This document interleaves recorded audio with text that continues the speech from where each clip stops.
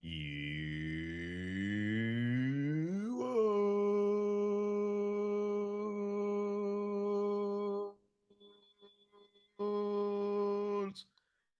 Greetings, fellow Watford fans. Omar here again, and it's time for the YouOrns Sunday Focus on the game between West Bromwich Albion and Watford, which takes place tomorrow, Monday, August the 8th, 2022, at the Hawthorns at 8 p.m. UK time. West Brom are coming off a 1-1 draw against Middlesbrough in the opening weekend of the season, and Watford coming off the 1-0 victory over Sheffield United on Monday, August the 1st at the Vic. And Watford performed well in their game. West Bromwich Albion did well to fight back from a goal down against Middlesbrough. And West Brom hosting their first game of this new championship season with their head coach Steve Bruce starting for a full season this time around. Steve Bruce coming in with lots of experience, of course, managing in the championship. So he knows what to do to get out of this division. And with this West Brom side, he has a quite formidable group of players. They added to their squad in the last few days before the season began. And Jed Wallace and John Swift will be two of the headaches that Watford will have to deal with tomorrow night. Both of them in that forward three look very dangerous, and they were against Middlesbrough in what was a 4-2-3-1 essentially. But I think really in earnest, they did have a three that were very, very dangerous indeed. Matt Phillips also a part of that three.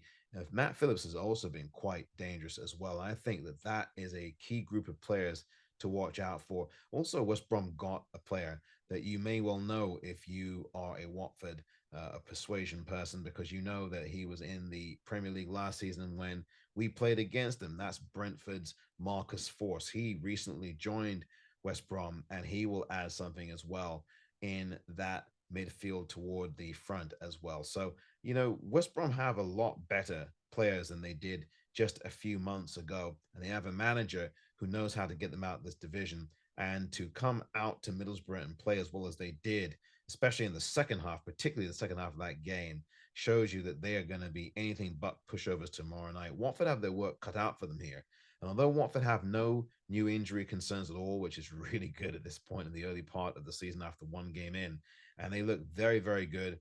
It's going to be a different type of test against West Brom. West Brom are a bit more physical than Sheffield United are, and they are going to pose more of a threat. They're going to have their home crowd behind them, so that is going to be one of the things to worry about. But Watford do have players who I think under Rob Edwards are showing you how fearless they are, how together they are. It's one game in, but it's nonetheless a game that told us a lot about Watford and what they can do. Certainly, there needs to be improvement defensively, and the midfield could be a problem tomorrow. Again, we saw how the midfield was leaky in the first game against Sheffield United, and we still need to get that left-footed left centre back. That's a critical issue now. And now we also know that Mario Gaspar will be very possibly in the starting lineup to have that proper threat on that right side, on the right back side of things.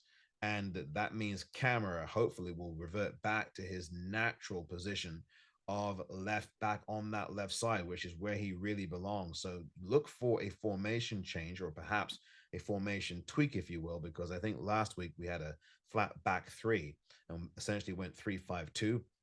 Some would say that it was slightly different from that with a 3-4-3. But nonetheless, the point being that I expect a slight formation change if Gaspar plays tomorrow from the start. Expect to have Gaspar on the right, have on the left hand side Camera, and then that leaves options open elsewhere.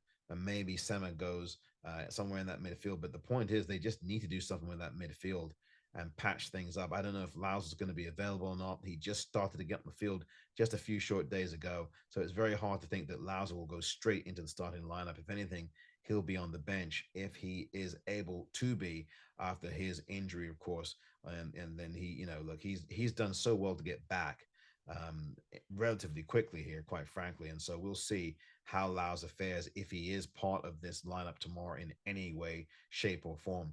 But I think that midfield is going to be where the key battles are in this game between West Brom and Watford. And I think if Watford's midfield are off tomorrow, it could be a very difficult night for the Hornets.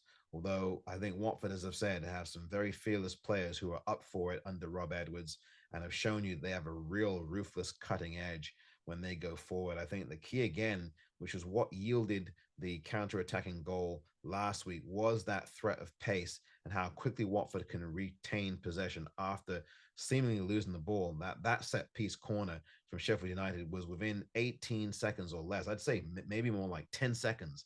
There was a goal that resulted for Watford at the other end. What Watford are going to have to do very well tomorrow night is defend as a team.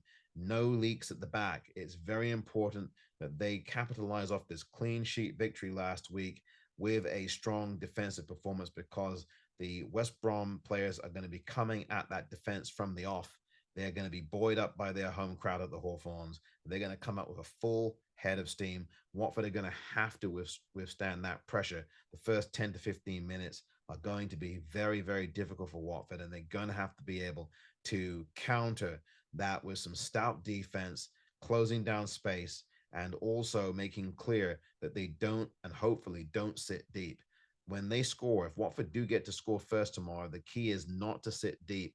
Do not invite West Brom on, because if you invite West Brom on, you will invite trouble, especially with players like John Swift and Jed Wallace. And then you've got someone like a Marcus Force who can do a lot of damage as well. So look, these are players that you should not underestimate. This is a different West Brom team and a different test for Watford. I believe it will be honours even after this game. I think Watford come away from this game with a point tomorrow against a very tough West Brom team at the Hawthorns. Now, Watford have played well at the Hawthorns in recent years. I think they only lost once in the last 5 visits to the Hawthorns, including a late goal from Richarlison several years ago. I believe it was in 2017 or 18 to rescue a point at the death.